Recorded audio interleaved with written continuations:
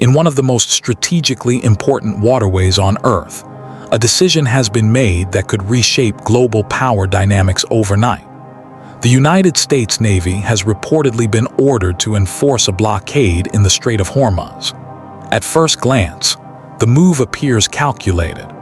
Control the narrow passage through which nearly 20% of the world's daily oil supply flows, and you gain leverage over the global economy itself. But beneath that decision lies a far more dangerous reality, because this is not just about Iran. It is not just about oil. It is about what happens when multiple global powers converge in the same confined space with opposing interests and almost no room for error. A single miscalculation in a place like Hormuz does not remain local. It does not stay contained. It expands outward into markets, into supply chains, into geopolitics. Because this is not just a stretch of water, it is a pressure point. And pressure points, when pushed too far, do not stabilize. They rupture. According to reports, the blockade would take effect at a specific hour.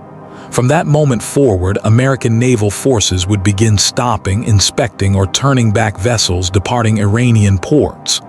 The operational framework sounds straightforward. Control the flow of shipping, restrict exports, apply economic pressure. There was also a clear warning: any fast attack craft approaching U.S. naval vessels would be treated as a direct threat and could be engaged immediately. On paper, this resembles a controlled military operation, a show of force designed to enforce compliance without escalating into full-scale conflict. But the reality beneath that surface is far more complex, because the majority of ships leaving Iranian ports are not military assets. They are commercial oil tankers, and those tankers are not neutral in the geopolitical sense. They are tied to global energy networks, to contracts, to economies that depend on uninterrupted supply. Among those economies, one stands above the rest: China. China is one of the largest importers of crude oil in the world. A significant portion of that supply passes through the Strait of Hormuz, which means that any attempt to stop or redirect those tankers is not just an action against Iran. It is an action that directly impacts Beijing's energy security. And energy security for a nation of that scale is not optional. It is foundational. This is where the situation begins to transform. Because if American naval forces attempt to intercept vessels connected to Chinese interests, the response will not be limited to diplomatic protest. It may involve presence, naval presence.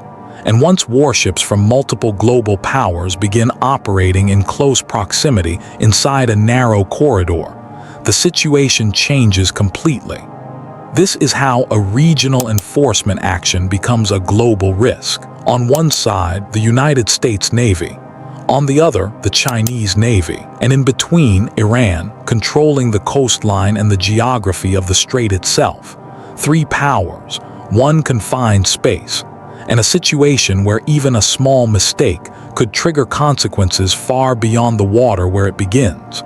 To understand why this situation is so dangerous, you have to understand what is actually moving through the Strait of Hormuz. This is not just traffic. It is the central artery of the global energy system. Every day, roughly 20% of the world's oil supply passes through this narrow corridor. Millions of barrels, moving continuously, feeding economies across Asia, Europe, and beyond. And unlike other trade routes, there are no easy alternatives. You cannot simply redirect that volume overnight. Pipelines do not have the capacity. Other routes are longer, slower, and more expensive. This means any disruption, even a partial one, has immediate consequences. Fuel prices begin to rise. Supply chains tighten. Markets react within hours. But the real pressure point is not just the oil itself. It is where that oil is going. China is one of the largest importers of crude oil in the world. Its economy depends on a constant, predictable flow of energy. Factories, transportation networks, and industrial output all rely on that supply remaining stable. A disruption in Hormuz is not a distant issue for Beijing. It is a direct threat to economic stability. And that changes the equation completely, because a blockade is not just a military action. It is an economic weapon. If American forces begin stopping or turning back tankers connected to Chinese interests, the impact is immediate. Supply decreases, costs rise, pressure builds, and at a certain point that pressure forces a response. From a distance, it might seem like China has options, diplomatic channels, negotiations, alternative suppliers, but in reality, the situation is far more constrained. Energy security is not something a major power can compromise on. It is tied directly to national stability, economic output, and political control. Allowing a foreign navy to interfere with that supply sets a precedent, one that no major power is willing to accept, because if it happens once, it can happen again. So the response becomes less about this specific situation and more about long-term strategic positioning. That response does not have to begin with conflict. It can begin with presence, deploying naval vessels to escort or observe, positioning ships near contested areas, creating a visible counterweight, but presence itself introduces risk. Because now you have multiple armed forces operating in close proximity, each with its own rules of engagement, each interpreting actions through its own perspective. This is where escalation becomes possible, not necessarily through deliberate action, but through miscalculation. A ship moves too close. A warning is misinterpreted. A maneuver is seen as aggressive rather than defensive. And in a confined environment like Hormuz, there is no space to disengage easily. Unlike open ocean where ships can create distance, the strait compresses everything.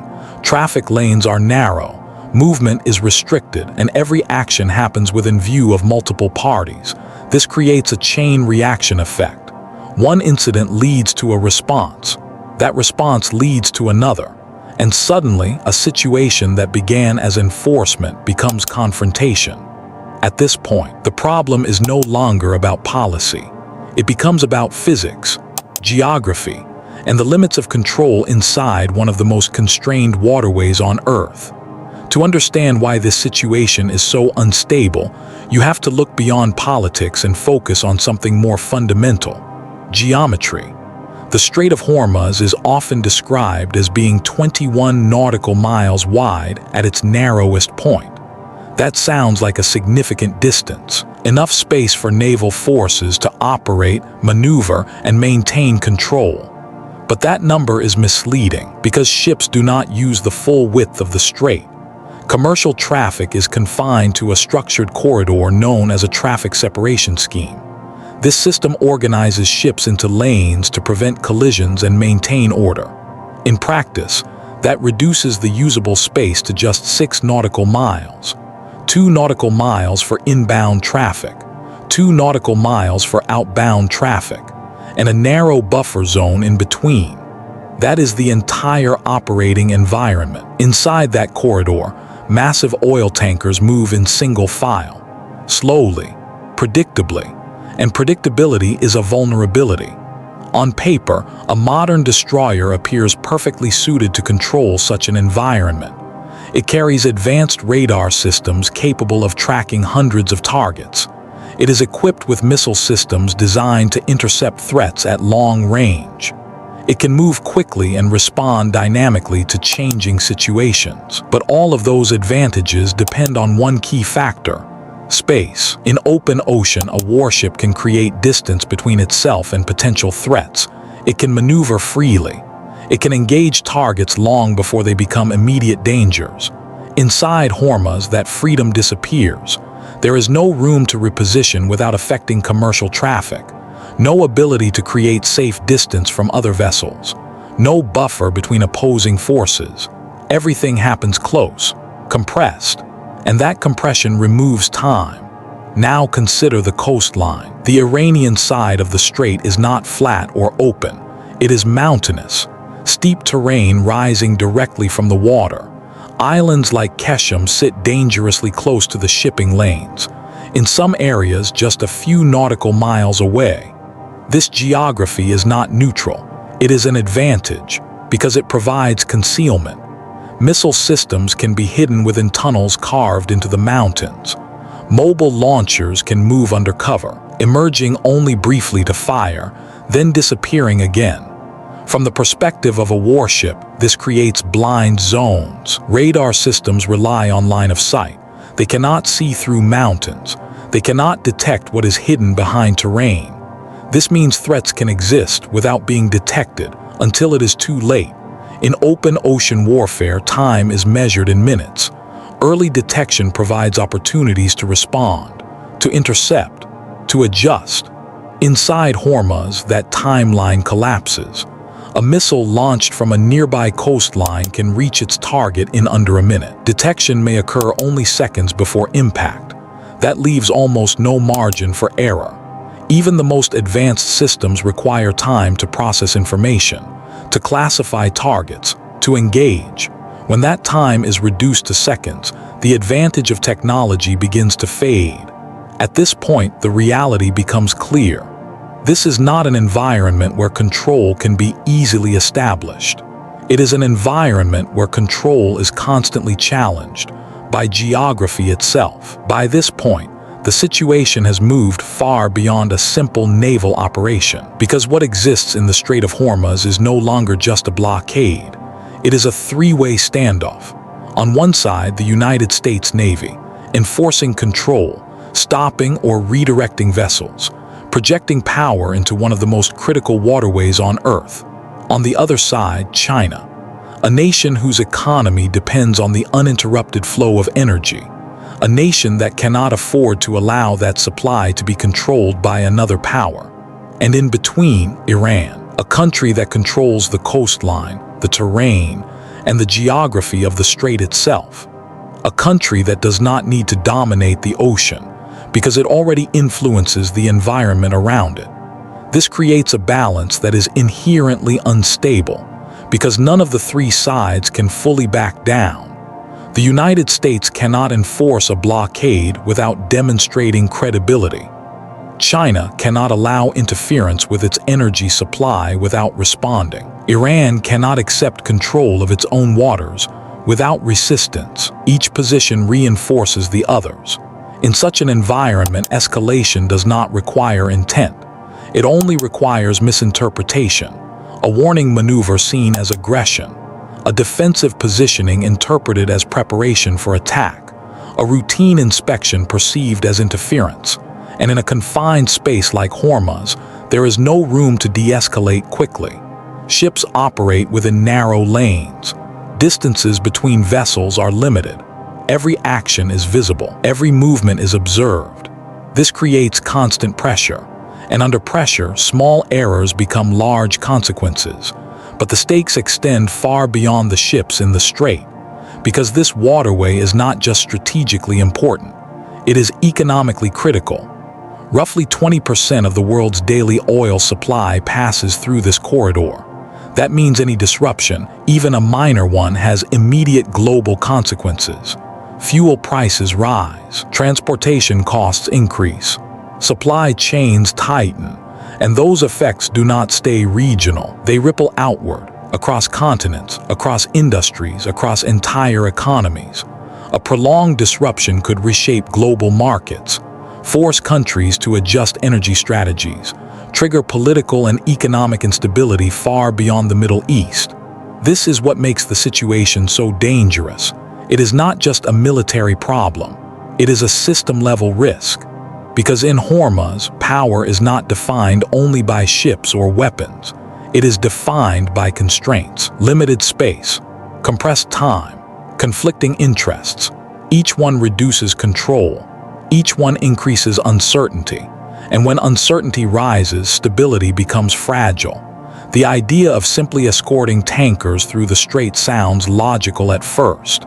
But when you examine the reality, the geography, the economics, the presence of multiple global powers, that simplicity disappears. Because this is not an environment that can be controlled easily. It is an environment where every action carries risk, where every decision has consequences that extend far beyond the immediate moment. and where even the most powerful naval force in the world must operate within limits. So what do you think? Will the United States actually stop tankers connected to China, or will the risk of escalation force a different approach? And if multiple naval powers continue operating inside the strait, is conflict inevitable, or can this balance hold? Let me know your thoughts in the comments. And if you want more cinematic breakdowns of global conflicts like this, make sure to subscribe and stay tuned for the next episode.